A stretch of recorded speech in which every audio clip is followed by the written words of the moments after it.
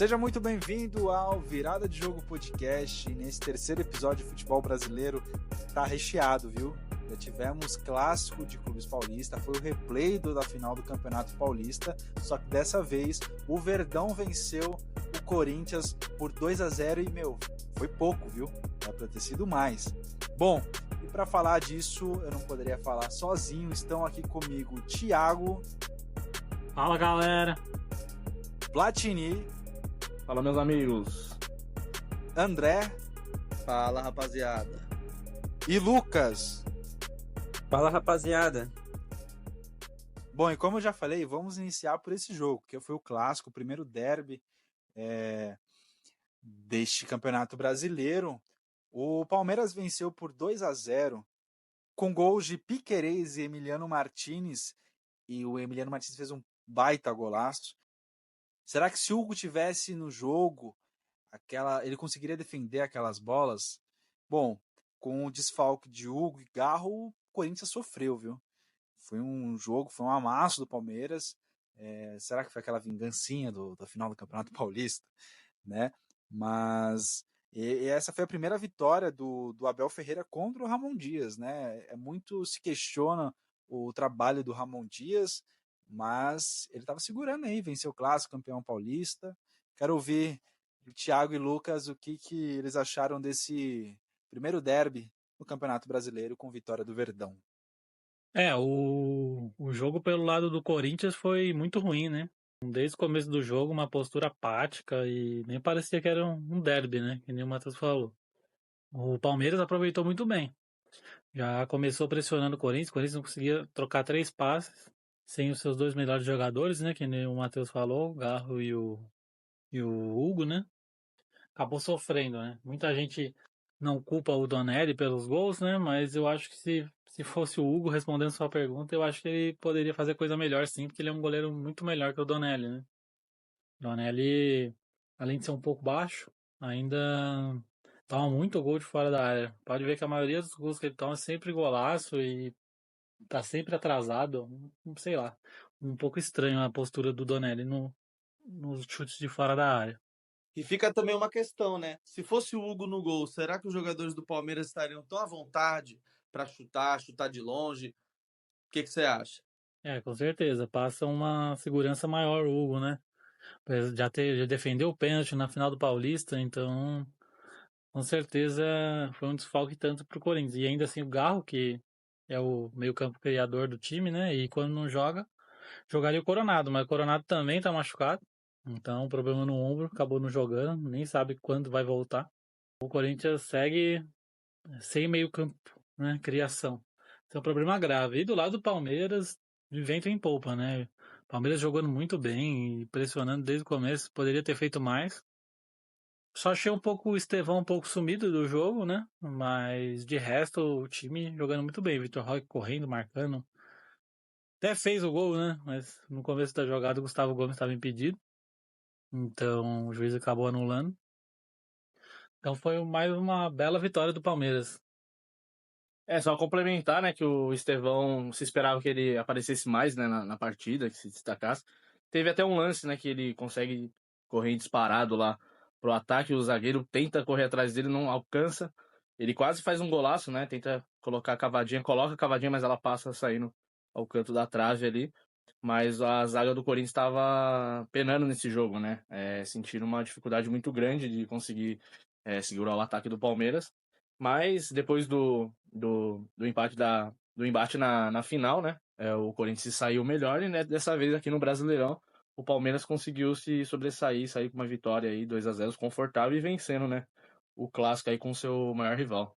Verdade que o Estevão, quando vê o escudo do Corinthians do outro lado, ele não consegue fazer nada, né? Ele fica o nem, né? Nem dá assistência, nem faz gol. Complica. Na verdade, não só contra o Corinthians, né? O Estevão nunca fez gol em clássico, nos clássicos, nos clubes paulistas. Nunca fez gol contra o São Paulo, contra o Santos, contra o Corinthians. Ele se esconde nos jogos grandes e os caras até brincam na internet aí que ele é o Cuiabá Man. Ele O gosta de Cuiabá jogar Man, contra os times menores, né? Mirassol Boy, tanto faz. Pois é. Mas a gente tem que falar também que o Memphis também até agora não fez nenhum gol em clássico, né? Desde que chegou no Corinthians e até o pessoal tá brincando aí, chamando de Mirassol Man também. Tá Muito nas tirando. brincadeiras do Pix também, né? Que independente da atuação dele lá, ele vai ter uma. O Pix tá garantido na conta dele lá, tá ganhando muito bem, né? Dia No- 5 cai o dinheiro, os 3 milhões. Essa partida do Corinthians eu acho que mostra uma coisa que eu já tinha percebido e que me incomoda, que é o que mais me incomoda no Corinthians nesses últimos jogos, principalmente sobre o comando do Ramon, é que se você pegar a estatística, o Corinthians teve mais posse de bola nesse jogo, o Corinthians teve 66%. E, cara, o Corinthians, mesmo com a bola, não consegue criar nada. O Corinthians não consegue chegar no ataque e ter uma situação clara de gol. O Corinthians não consegue. O Corinthians só consegue jogar daquela forma reativa e tal, fora disso não consegue. E, cara, apesar do Memphis não ter feito gol, eu acho que ele entrega bastante em clássico, apesar de não ter feito gol. Ele já deu 4 assistências, e eu acho que ele joga bem. O problema maior não é esse. O dia que o problema maior do Corinthians for o Memphis, a gente tá resolvido. Só que coletivamente o Corinthians tem essas dificuldades, que é o que mais me incomoda no Corinthians nessa passagem do Ramon. Você acha que o Ramon tá com seus dias contados ou ele ainda tem um futuro no clube do Corinthians? Ah, cara, eu acho que pelo título ele ainda tem crédito, tá ligado? Mas por mim, só o título paulista não deveria garantir ele por todo o ano, por exemplo. Acho que é mais sobre como o Corinthians joga. Se joga mal, tem que pensar na demissão. Na minha opinião, ele não tinha nem que ter vindo pra 2025, cara. Técnico pra salvar ali do rebaixamento e tal. E o Corinthians, já que tá gastando, já que vai despejar dinheiro mesmo pra não cair, e foi o que fez, então que trouxesse pra 2025 um técnico de ponta. Não tem nomes aí, tem opções, o Tite, o próprio Tite caiu. Então, pensasse em alguém, né? Que tivesse também identificação com o clube. O problema maior tá na criação do Corinthians, né? Sem o Garro e sem o Coronado, não tem meia, não adianta. Vai fazer o quê? Ele tem que armar o time de outro jeito. Só que o Ramon só consegue jogar nesse 4-4-2. E o Corinthians não tem pontas rápidas, então acaba que não tem como jogar com 2 pontos. Porque o Romero não aguenta mais. E o Thales Magno tá uma vergonha de jogando bola. E isso diz muito como é que vai ser o campeonato, mais ou menos. É uma base aí de como que o Corinthians vai sofrer, né? Lógico que não é o único, mas que vai ter uma grande dificuldade, porque quando se depende muito, né, dos jogadores como o Garro, o Memphis, e enfim, o time acaba sofrendo muito. Então não acaba não tendo essa peça de reposição, e então o Ramon vai ficar naquele debate de novo. Se o técnico é bom, se ele é suficiente, se ele fica, se ele não fica, tem que mudar técnico, precisa de jogador, o Corinthians vai sofrer bastante aí para conseguir vencer os jogos sem seus melhores jogadores. E a verdade é amarga, o Corinthians, a briga dele esse ano vai ser também de novo, pra não cair, cara. Não vai ter jeito.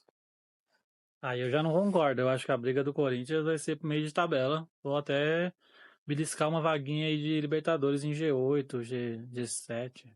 De igual foi o ano passado. Eu digo isso porque o melhor jogador do Corinthians não vai aguentar jogar a, a, com a frequência que o calendário do Brasil pede. E você vê, se perde uma, duas peças, acabou, o time fica esfacelado no meio-campo, entendeu? Por isso que eu penso assim. E outro clube também que vem sofrendo com desfalques já nesse início de Campeonato Brasileiro é outro clube paulista, rival desses dois, é o São Paulo.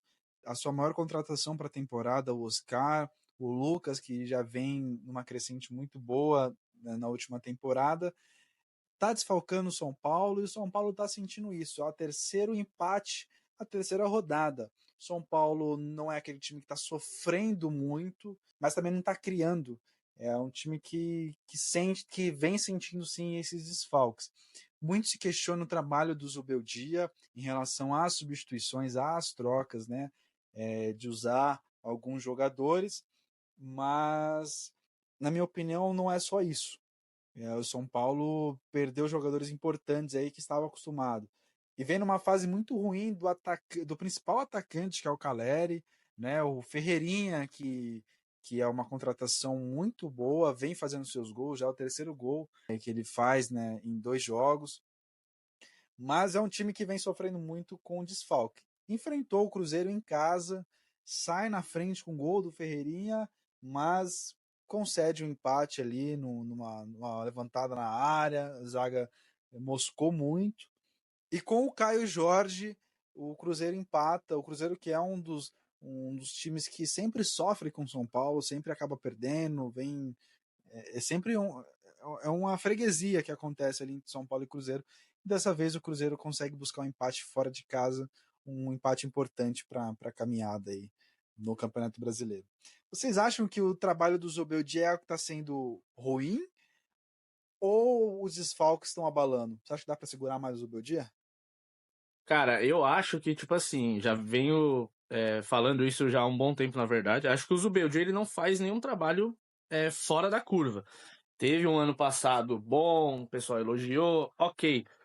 Estamos numa nova temporada e até agora o São Paulo ele não consegue ter uma filosofia boa de jogo. Assim, o São Paulo depende dos ótimos jogadores que tem, mas quando eles não estão em campo, tudo bem que Ferreirinha vem fazendo boas atuações, o próprio Lucas Ferreira, quando entrou também, tá participando, tentando buscar jogadas individuais. Mas o Zubeldia, ele precisa, acho que de algo a mais para levar o São Paulo. E aí, para mim, fica aquela dúvida: o São Paulo vai ser mais do mesmo esse ano, ou o São Paulo vai conseguir alcançar objetivos maiores? Porque o torcedor de São Paulo tá cansado de ficar só nessa. Acho que o São Paulo ele tem que ir para um patamar. Não vou dizer que tem o melhor elenco para isso, já para numa mudança drástica, mas eu, para ser bem sincero, acho totalmente válido se o São Paulo avaliasse um outro técnico no mercado, sim. E tem a sombra do Dorival, né? O Dorival tá livre agora, né? No São Paulo já fez grandes trabalhos. O último trabalho aí que até o levou pra seleção. O Zubeldia que se cuide aí, que o Dorival tá na mira aí. E uma coisa que eu não entendo do Zubeldia é que agora, por conta das lesões, que ele tá usando mais os moleques da base. Só que tem uma coisa. Esses jogos são, até agora, os mais importantes da temporada, né? Jogo de Brasileiro, de Libertadores. Por que ele não usou esses moleques que ele tá usando agora no Paulista? Que é um terreno mais fértil para o moleque florescer, para o moleque desempenhar bem. São jogos mais fáceis e tal.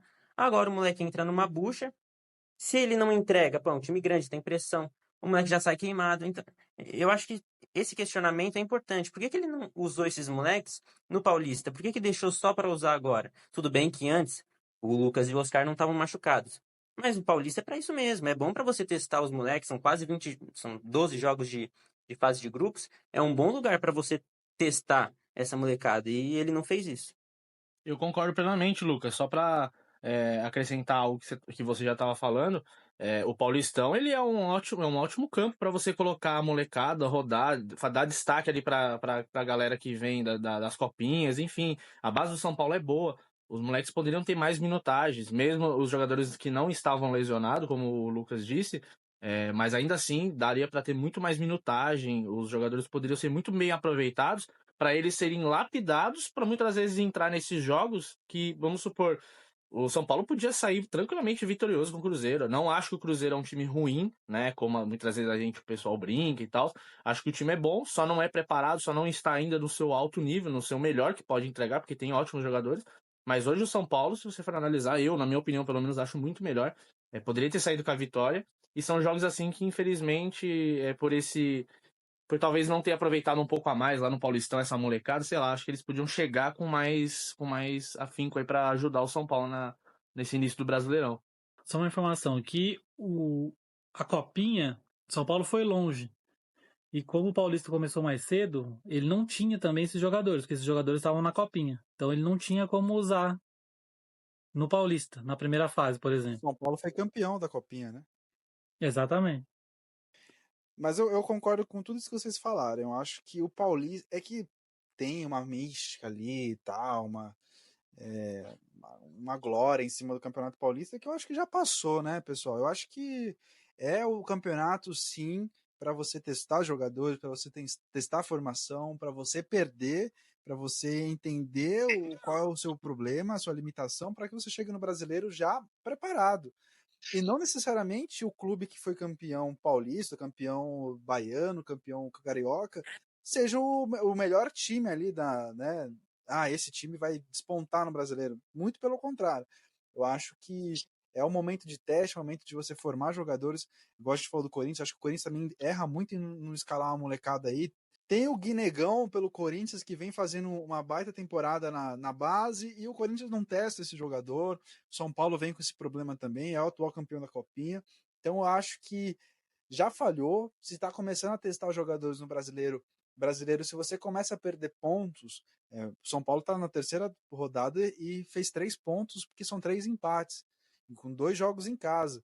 Então, eu acho que você já começa a escorregar e, você não vai buscar mais um Flamengo, um Palmeiras da vida que começa a despontar na tabela. Então, na minha visão, o Paulista tem que começar a mudar esse formato, de começar a testar, sim, os jogadores de base, você formar escalações, formar elenco ali.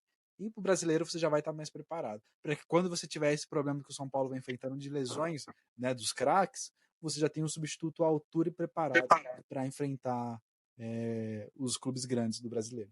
Mas eu acho que todo mundo já sabia, o torcedor do São Paulo já sabia que o campeonato do São Paulo não é esse de buscar Flamengo, Palmeiras. Isso não vai acontecer, nem que só se descobrir ali na base uma coisa assim de outro mundo. Porque com o que tem, com o time que o São Paulo tem, é ali, é para de 10º ali até sexto, se com muita sorte pegar um quinto lugar. E quanto à base no Paulista, eu acho que é uma coisa assim, é de se pensar, mas a paciência do torcedor é muito muito curta, porque vai pegar um paulista aí vai perde 3 aí com a molecada, é mais fácil de queimar, não vai ter essa paciência que vocês estão falando de o paulista é para perder mesmo e tal. Vai perder, a torcida vai cair matando, a mídia vai cair matando, vai queimar a molecada e os caras que são já veteranos, os caras não vão comer banco num jogo desse de paulista assim. Vai ver o seu rival, o seu maior rival ali da sua cidade ou do seu estado passar muito à sua frente, ou você talvez correr o risco de nem pegar um mata-mata de paulista. A gente fala assim agora porque já passou, mas na hora ele conta muito. Eu concordo com o André. O Paulista, todo mundo fala que não ganha, que fala que é o Paulistinha, mas quando ganha todo mundo comemora. Então eu acho que tem que jogar pra valer. Claro, poupar em alguns jogos, algumas coisas, mas tipo, não abrir mão ou jogar só com o time reserva, porque no fundo todo mundo quer ser campeão. E falar um pouquinho do Cruzeiro também, né? Falar um pouquinho do Cruzeiro. O Cruzeiro vem decepcionando, né, seu torcedor nesse ano. Contratou muitos jogadores, muitos medalhões, que até agora não renderam nada no time. Gabigol muito mal, Dudu é o que tá melhorzinho, o Cássio já vem mal desde a outra temporada, o Fagner muito mal. Os medalhões aí que o Cruzeiro apostou até agora não renderam, né? Não renderam quase nada. E falar da coragem do Leonardo Jardim. Ele ficou 2 jogos, analisou, 2, 3 jogos, analisou, colocou o time que já vinha jogando, não tá gostando da postura, tirou, botou o Gabigol no banco, botou o Dudu no banco. Tá tentando outros jogos, que é um time mais móvel, um time mais que lute mais pela bola, né? Então é um recado já pros veteranos, ou vocês começam a jogar ou vocês vão rodar. E esse time, para mim, se engrenar, se chegar a engrenar, com as peças que tem também, temos que contar o fator da idade, né? Que tem muito jogador ali que é bem veterano mesmo, né? Já tem uma idade bem avançada. Mas se engrenar, o Cruzeiro pode dar trabalho, viu? Pode ser que chegue lá na frente, lá numa reta final, lá para outubro, novembro, e o Cruzeiro esteja incomodando, né? Só para concluir, eu acho que o Cruzeiro é justamente isso, é alinhar algumas peças ali que tem um elenco muito bom para disputar um ótimo campeonato. Para falar de retorno de técnico, um time que está começando a se entrosar, está encontrando os caminhos das vitórias, é o Fluminense, que enfrentou o Santos e o jogo já estava encaminhado para o empate até os acréscimos, com um chute despretensioso do Samuel Xavier, desviou no zagueirão do Santos e a bola encobre o goleiro, e o Santos sai derrotado mais uma vez, agora no Maracanã, com a volta do Neymar. O Neymar, que ele ficou justamente enroscado ali com o Samuel Xavier, e o Flusão sai do Maracanã, jogando na sua casa com a sua torcida com vitória. E despachou até mesmo o técnico do Santos, que foi o Pedro Caixinha, demitido no dia seguinte. Quem é o próximo técnico do Santos? Quem vai assumir essa bomba? Que, na minha opinião, é uma bomba esse elenco do Santos, viu? É um jogo morno, né? Da parte do Santos ali foi. O padrão de jogo do Santos é esse, né? Sempre joga mal, um jogo sempre horroroso. Tem peças ali que são promissoras, o torcedor espera alguma coisa, aquele Rollaser lá, todo mundo falando, tal do cara, o cara veio da Europa, pode ser que venha, né, a render um bom futebol no Santos, mas por hora a adaptação não está sendo fácil. O Soteldo não mostra nem um resquício do que já foi um dia, né? E que ironia, né? O gol do Fluminense sai logo com o cara que o Neymar ficou se enroscando lá, apontando o dedo na cara do cara. Foi feita a justiça, né, pro lado dele. Acertou um chute, desviou, e para a infelicidade do Santos ali no finalzinho, né, lembrando aquele gol do Breno Lopes na Libertadores 2020, jogou um balde de água fria, né, no torcedor santista, que pelo menos depois dessa derrota do Santos, derrota na véspera, né, do aniversário do clube, pelo menos veio um presente para a torcida, né? Caiu Pedro Caixinha, não tinha mais como manter, um cara que teve tempo, teve muita folga, e ele dava muita folga para os jogadores do Santos, né? Inexplicavelmente, o clube eliminado do Paulista contra o Corinthians não fez frente ao Corinthians em nenhum momento daquela semifinal. E mesmo assim, quando teve aquele tempo lá de intensificar treinamento, preparar fisicamente os atletas, ele deu muita folga. Ah, não, parecia que tá tudo bem. Ganhou o Paulista com o pé nas costas, com a base, jogou a base, a molecada, os medalhões pode descansar que tá tudo certo. E não é bem assim, a situação do clube é bem o contrário, né? Se seguisse dessa maneira, eu acredito que não, ia ser a briga do Santos mesmo é essa. É rezar para pegar ali a 16ª colocação. E você tendo o Neymar no clube, tem jogador decente ali, não é um catado parecido com o que foi 2023, e a diretoria, a alta cúpula do Santos também não é a mesma. Também não é aquele presidente que vivia no mundo da lua, né? Aquele cara estava em outro planeta, aquele presidente do Santos. E só para constar, a única bola que o Santos chutou no gol foi um chute do Neymar, o cara que entrou no segundo tempo ali, e foi praticamente um recuo, foi um chute fraco ali, o Fábio defendeu sem maiores problemas. Então a coisa tá feia, se não melhorar, se não mudar, tem que trazer um técnico. Agora é o momento de gastar, soltar a verba, não ficar vamos deixar para trazer alguém aqui que seja mais barato. Se for fazer isso, a conta vai sair muito mais cara no final do ano, porque o Santos tinha que ter tido uma postura em 2023 que nem foi a do Corinthians. Vai pagar 3 milhões, premiação, o cara vai levar tudo, que seja, meu. O importante é não cair, depois ver o que faz, depois acerta contrato. Alguma coisa tem que ser feita. E a bola da vez, o nome que tá ventilando muito forte aí para assumir o Santos é o Sampaoli, que vem de trabalhos péssimos também. Assim, concordo em algumas coisas que você falou, André, porque o Santos, diferente do time que foi rebaixado, né? Tem o Neymar, né, dispensa comentários. Apesar que o Santos ainda, obviamente, não pode depender dele, mas ele é uma peça-chave que, se ele tiver ritmo em tudo, todo mundo sabe do potencial do Neymar, o que ele pode agregar no time. Mas o time, ele é muito melhor. Porém, o Santos precisa se planejar melhor, porque agora que o técnico Pedro Caixinha caiu, e que eu já vou até acrescentar também, que eu não vejo nada demais nele, não acho um técnico, né? Acho que às vezes ele é muito mais mídia aí do que às vezes falam dele, do trabalho que ele fez, né, no Bragantino, enfim. Acho que para o Santos isso foi até bom, porque o decorrer do campeonato do Santos é onde o Santos tem que acertar, é quem vai vir pro comando, quem que vai vir para arrumar a casa do Santos, porque esse é o ponto. O Santos ele precisa, com certeza, ter uma renovação de espírito dentro do elenco, da harmonia dos jogadores, porque onde falta qualidade é onde o técnico tem que entrar e puxar dos jogadores algo que o Pedro Caixinha não conseguiu, né? Isso ficou nítido. E o Santos penou nesse jogo, né? Falando também um pouco do jogo, Fluminense dominou o Santos, né? Como o próprio André disse, o chute veio do Neymar, que entrou no segundo tempo. Então isso diz muito sobre essa bagunça que tá no sistema, né, do futebol do Santos. E é lamentável, porque num campeonato onde é muito disputado, né? Se o Santos não conseguir, se não chegar um comandante para arrumar a casa do Santos, o Santos vai penar bastante. E possivelmente pode até ficar ali alternando ali da zona, vai sair, bater ali, como você falou, no 16º, 17º. Enfim, o Santos acho que tem que ter uma pretensão de querer algo melhor, né? Obviamente que nunca vai querer o pior, mas eu digo assim, se o Santos não se cuidar, até porque muitos times melhoraram bastante, investiram bastante, o Santos vai ficar para baixo.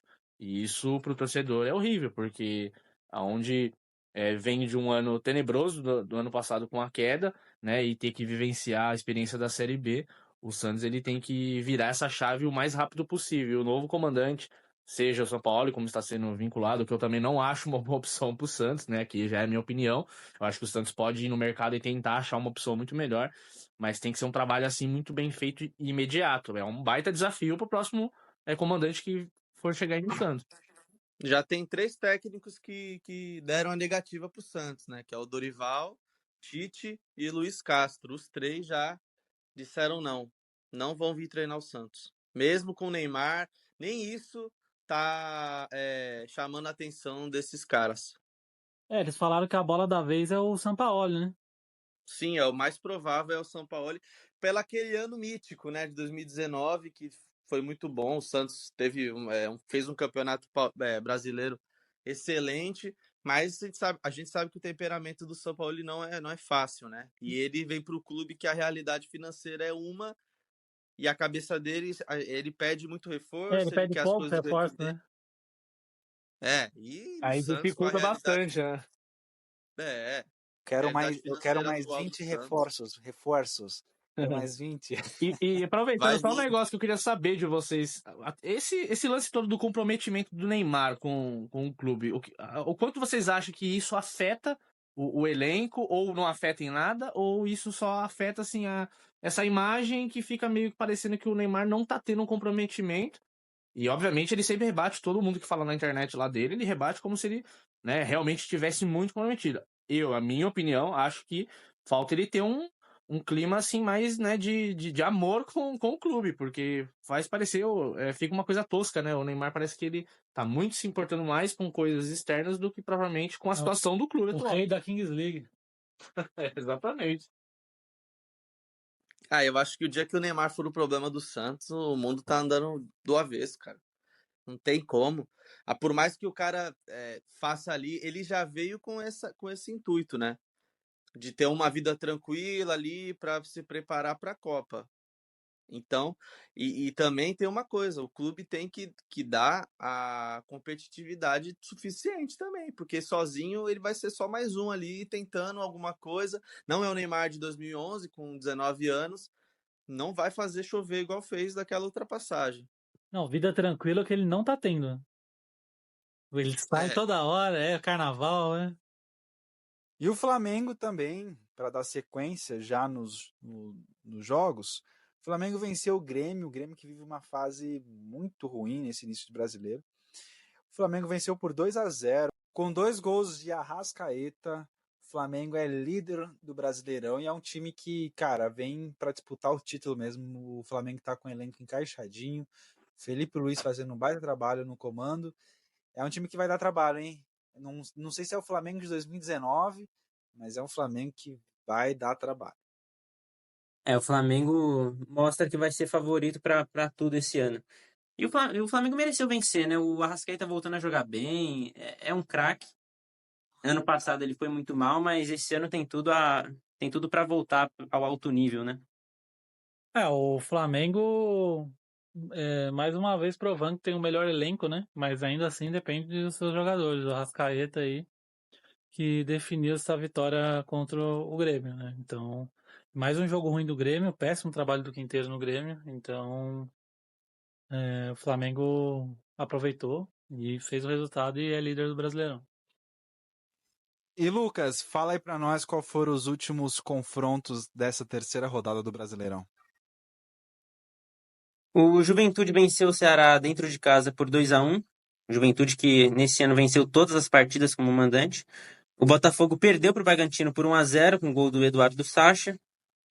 O Vasco venceu o Sport por 3-1 com 2 gols do Verratti. O Bahia empatou com o Mirassol em 1-1. É o quarto empate do Bahia em 5 jogos. Fortaleza e Internacional empataram em 0-0. E Atlético Mineiro e Vitória empataram em 2-2. E Ti, pra saber quais são os próximos confrontos, quem a gente tem que ficar de olho, hein? Quais são os próximos jogos interessantes da quarta rodada? Tem vários jogos legais assim, mas acho que o principal deles é Internacional e Palmeiras. Tem tudo para ser um grande jogo. Tem também Corinthians e Fluminense, 2 times grandes, Santos e Atlético Mineiro. Também é um bom jogo pra gente ficar de olho. Mas a rodada do Brasileirão sempre cheia de surpresas, sempre tem alguma novidade. Pois é, Palmeiras e Internacional promete, hein? Bom, agradeço muito por você ter nos ouvido até este momento. Deixe seu comentário de tudo que a gente debateu aqui sobre desfalques no São Paulo, sobre a fase do Corinthians também. Palmeiras que está crescendo de novo. Palmeiras de Abel a gente já sabe que dá problema. É um clube vitorioso, um time vitorioso que se engrenar vai dar trabalho também. Santos também agora com a busca de um novo técnico. Bom, e o Brasileirão é movimentadíssimo. Próxima rodada a gente vai ter novidade, vai ter jogão, vai ter problema de arbitragem também, que a gente está sofrendo muito nisso no Brasileirão. E muito mais. Agradeço você até este momento. Agradeço os integrantes do grupo. Hoje estivemos com o time completo, hein? Elenco escalado. E é isso, pessoal. Valeu. Falou.